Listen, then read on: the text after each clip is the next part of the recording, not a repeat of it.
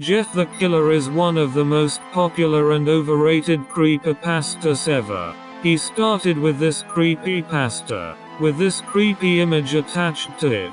The creepypasta wasn't too great, and it has a lot of issues, and I'm going to summarize it right now. The creepypasta starts with a child waking up in the middle of the night, and the window was open. Then he looked to the other side of his room, and he saw Jeff the Killer watching him. Then Jeff the Killer charged at him, trying to kill the child.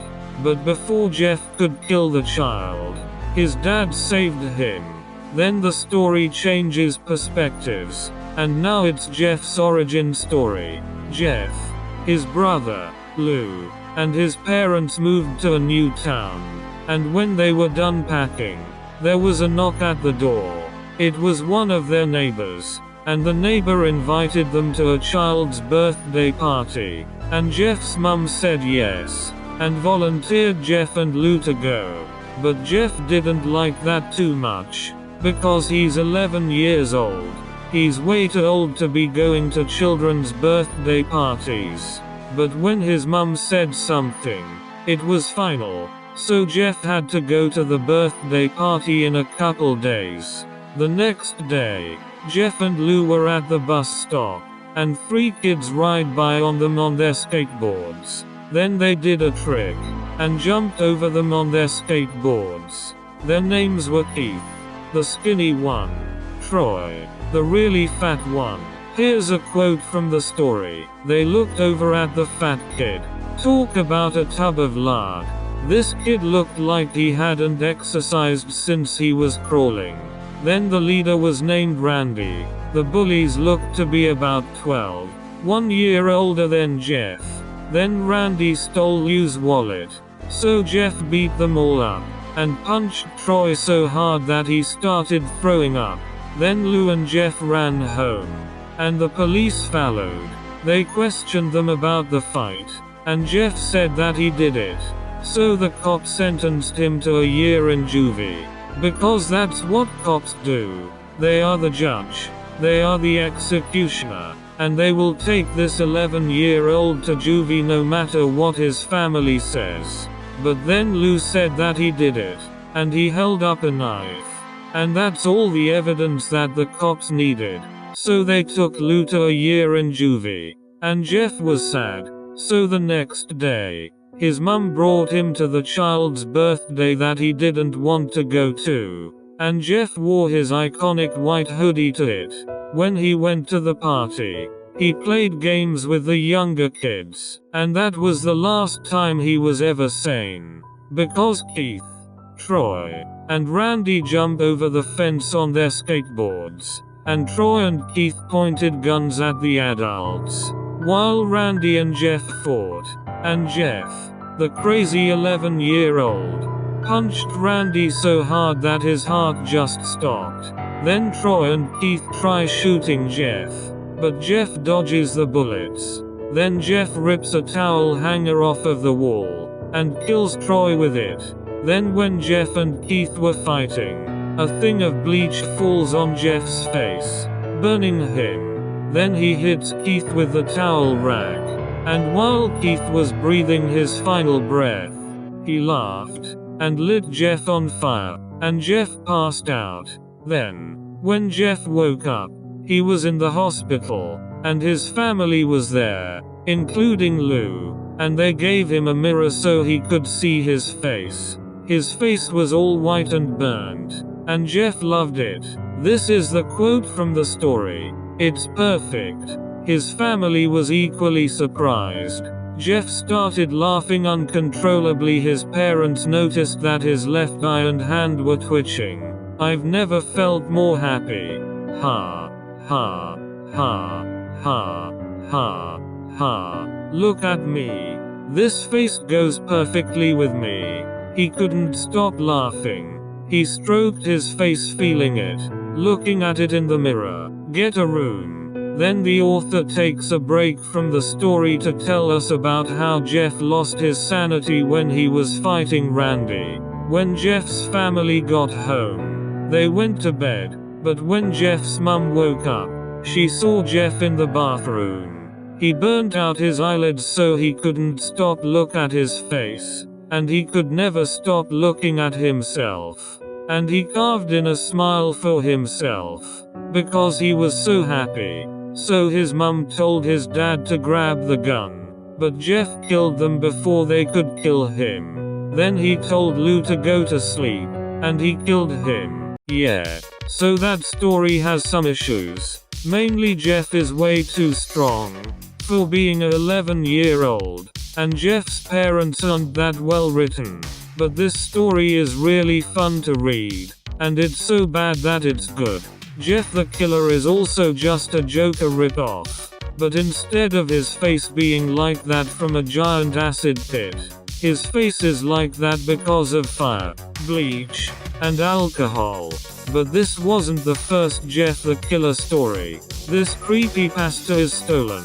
It's stolen by a video uploaded on YouTube by someone named Sisser, and apparently Sisser actually made the picture, and it was a picture of him wearing a latex mask.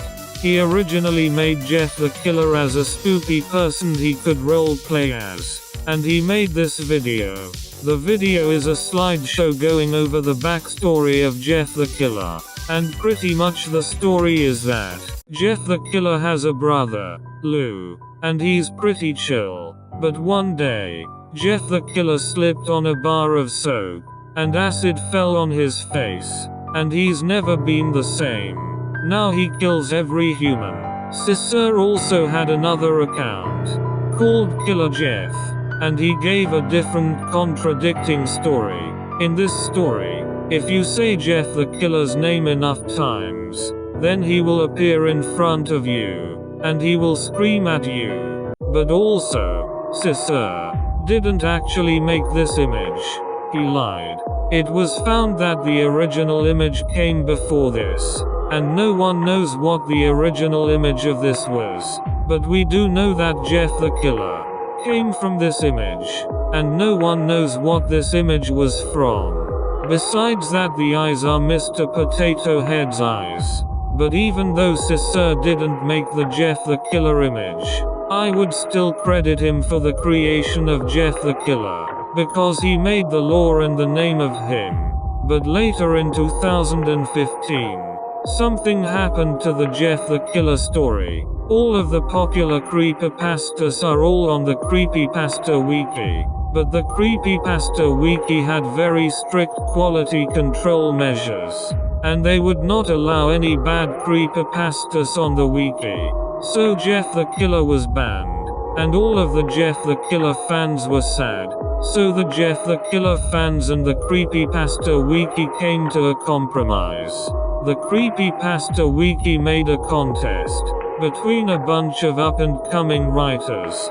Whoever rewrote Jeff the Killer the best will have their story replace the original Jeff the Killer on the wiki. And the winner was a guy named Banning K. Jeff, his brother Lou, and their parents moved to a new town because Jeff's dad got a job promotion.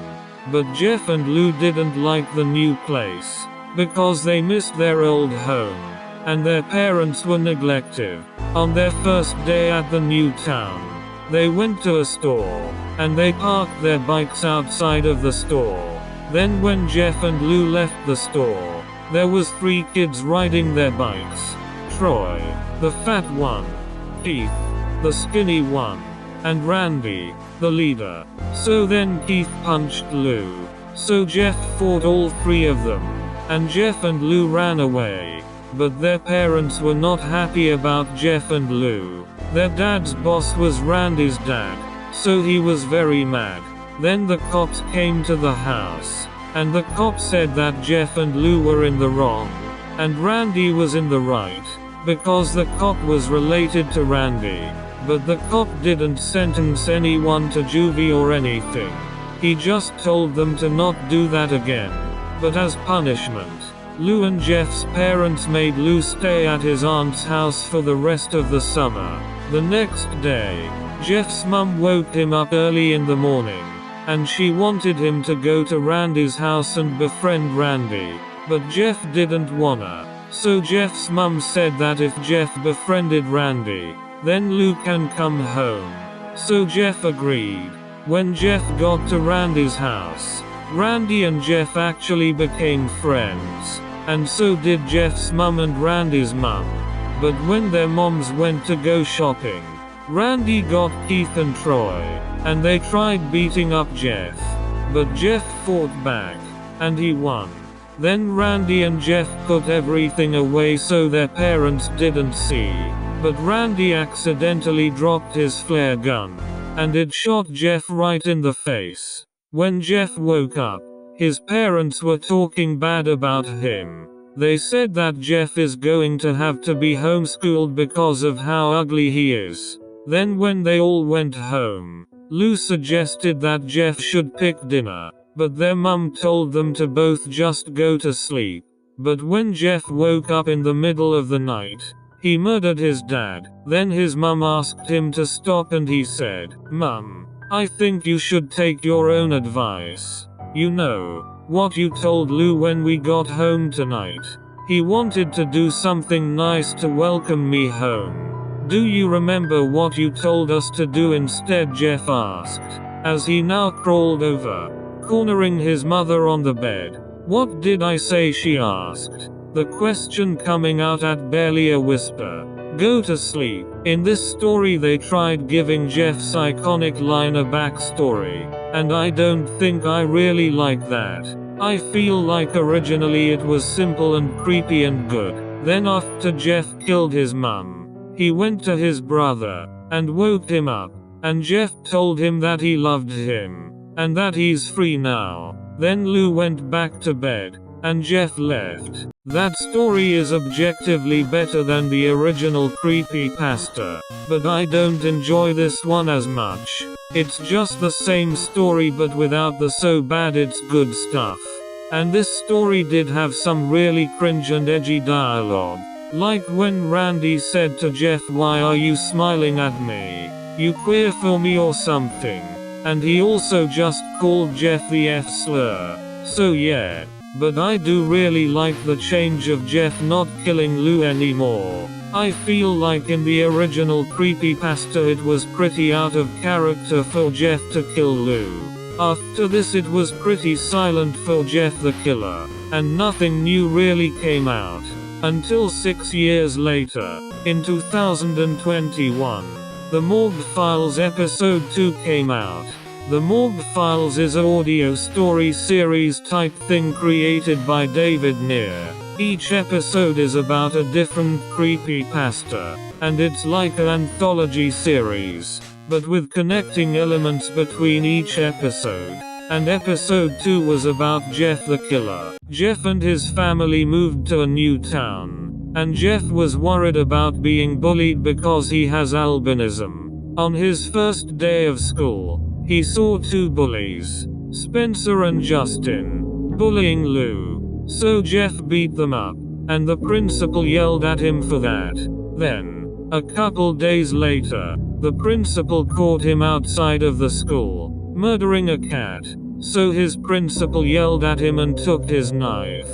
Then Jeff's parents made him speak to the school counselor, and he killed her. Then when he was walking home, he got stopped by two mobsters, and they asked him why there was blood all over him. So he stole one of the mobsters' knives, and ran away. Then later he went back to take the knife that the principal took, but Justin and Spencer saw him, and they beat him up.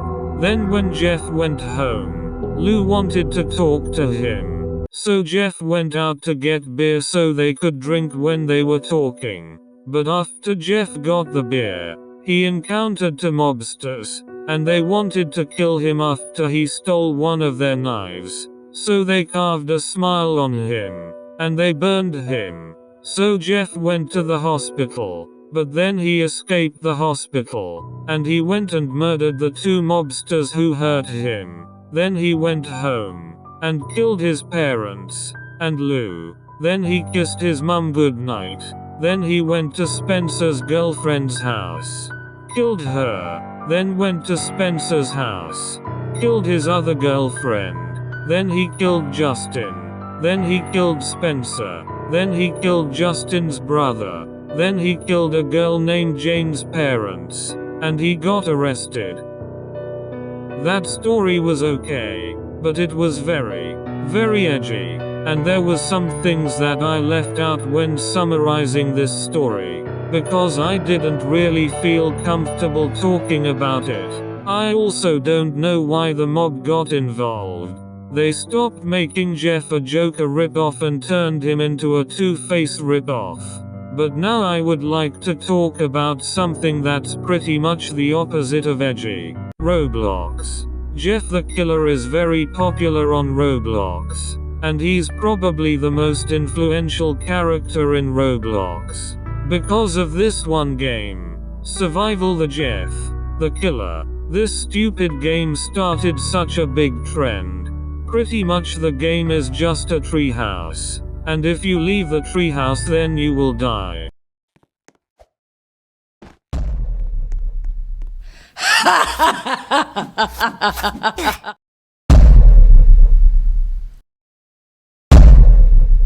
And then a bunch of people just stole this game. But instead of Jeff the Killer it was just random killers. Like Survival the Peppa Pig, the Killer, which inspired Piggy. Jeff the Killer was also indoors.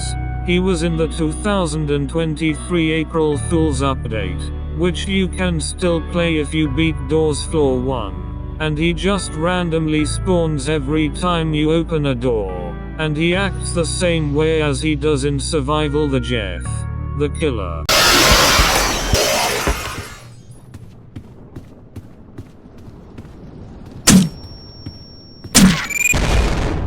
But there was something else, non-Roblox related, that came out a couple months ago. Another remake. The remake is written by the YouTuber Pastra. The story starts with a guy named Jay Douglas waking up in the middle of the night, and he had a headache, and he went back to bed, and he was found dead the next morning. Then the story switches perspectives, and it's in the point of view of two detectives, an old one named Samuel Morgan, and a young one named Norman Keller, and they are investigating the murder of Jay Douglas. Norman thought that the killer was the same killer that 3 other people almost died too. So the cops interviewed them. The first person being interviewed was Bruce McDonald, and his story was that one day he went home from hanging out with his friend Jay Douglas, and the windows were broken into, but nothing was robbed. Then he saw that there was someone under his bed. It was Jeff the Killer, and he chased Bruce until Bruce ran to his neighbor's house and he was safe. Then the next person they interviewed was named Ashley Carter, and he was just walking down the street until a strange man wearing a mask started talking to him, and he was so happy that he finally found Ashley. But Ashley didn't know who he was. Then the strange man took off his mask, revealing his creepy smile. But Ashley still didn't know who he was. Then the man told him that he's his brother, and he was looking for him. But Ashley still didn't know the man. So he ran away, and the man, Jeff the Killer, chased him. But Ashley got away safely. Then the next person the cops interviewed was Jonathan West. One day Jonathan was camping with his girlfriend, and when they were sitting by the fire, they started hearing screaming. So they hid in a tent. Then they heard someone outside of the tent. So Jonathan opened up the tent, and it was Jeff the Killer. And Jeff the Killer recognized Jonathan. But Jonathan didn't recognize Jeff. So Jeff tried killing him. But Jonathan pushed him in the fire and burned him, while him and his girlfriend ran away. And that was the last person the cops interviewed. From all the stories, the cops saw that it was definitely the same killer, and all of the victims looked the same. And they all looked like another guy, named Lou Woods. And Lou Woods was involved in the Woods family homicide. So the cops went to Lou's house, and they interviewed him. and Lou told his story about the massacre. Lou's family's house was burned down, and his dad died from it, and his brother, Jeff, was burned, and his face was messed up. One day, Jeff and Lou were at a store, and they were bullied by 3 kids, Troy, Keith, and Randy, so Jeff beat them up. Then shortly after that, Randy went missing, and Troy and Keith blamed Jeff for it, but Lou didn't think Jeff did it. Then a couple days later, Jeff and Lou got confronted by Troy, and he threatened to kill Jeff if Jeff didn't tell Lou that he killed Randy. And Jeff said that he did kill Randy but in self-defense, and Lou believed him, and they went home. Then Lou saw that Jeff kept Randy's knife, and there was blood all over him, and Jeff just stared at Lou. Then their mum walked in, and Jeff killed her, and he carved a smile on himself. Then he tried killing Lou, and Lou asked him why, and Jeff revealed that the fire at their house was his fault, and he was mad that they escaped, and then he tried killing Lou, but Lou ran away. And the cops thanked Lou for telling his story, and they left. But Jeff followed the cops to Lou's house. He'd finally found Lou, so he jumped out of Lou's closet and attacked him, and they both try stabbing each other. And the final line of the story is, when the blades connected to flesh there was a long drawn-out silence. That day, only one of the brothers walked away alive. So it ends on a cliffhanger. I actually really liked this story, and I liked how it was the only Jeff the Killer story that wasn't through Jeff's perspective, and most of it wasn't even Jeff's origin story. It actually felt like a new story. But what I really like about creepypastas, and Jeff the Killer, is that they are public domain. So anyone can make whatever they want with the character. And if you look, everything that I talked about came out only a couple years apart. And that's just the stuff I talked about, because there's also a bunch of fan characters with their own stories, and their own remakes. But I'm saving them for a different video. So subscribe to this channel to see that. Bye.